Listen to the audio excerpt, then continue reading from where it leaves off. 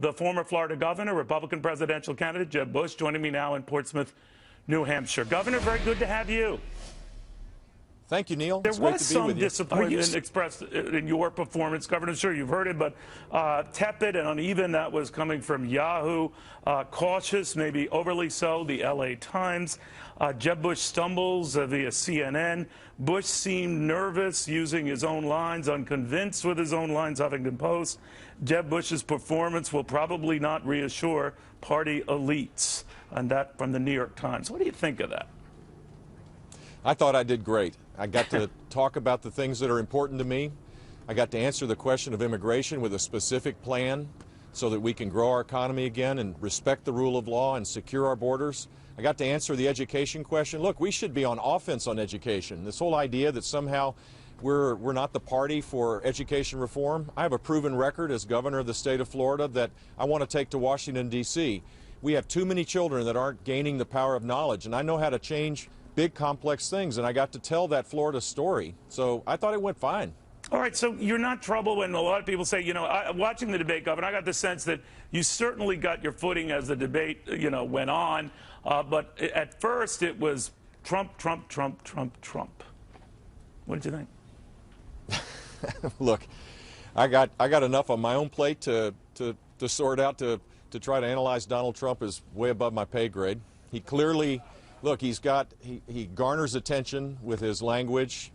He's larger than life, but this debate last night showed that he doesn't have a lot of specifics. And ultimately, the guy or gal who sits behind the big desk in Washington, D.C. has to have plans for the future of this country. And that's what campaigns should be about. How are you going to fix the border, which right now is porous? How are you going to make sure that we have a tax code that doesn't stymie the next generation of job creators? How do you fix the mind-numbing regulations that exist? That's my focus. And then how do you create a more secure world with American leadership? So over the next few months, I'm going to lay out these proposals, defend them, and go forth to the American people and say this is how we build a brighter future for our children and grandchildren. You know, you mentioned Mr. Trump, and you had said in the past, you know, when he has said outlandish stuff or critical stuff, you've largely refrained from going tit for tat. But you did say last night that Mr. Trump's language is divisive. We're going to unite people with a hopeful, optimistic message. I assume what you meant by that is that Donald Trump's message is not. I want to win. I want to win the presidency. A conservative has to win to fix these things. And language that divides us. This reminds me of Barack Obama, not as a candidate, but Barack Obama as president. All he does is push people that don't agree with him down to make his side look better, and the divide makes it hard to solve problems. I don't think we're going to win that way. There are a whole lot of people that are deeply disaffected. They believe their future is not going to be bright. 6 million more people in poverty.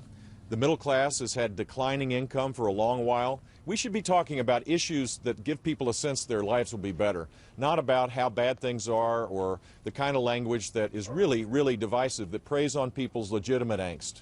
You know, Governor, one of the things that came out is that Donald Trump would not be among those who could rule out running as an independent and supporting whoever the party nominee was if it was not him.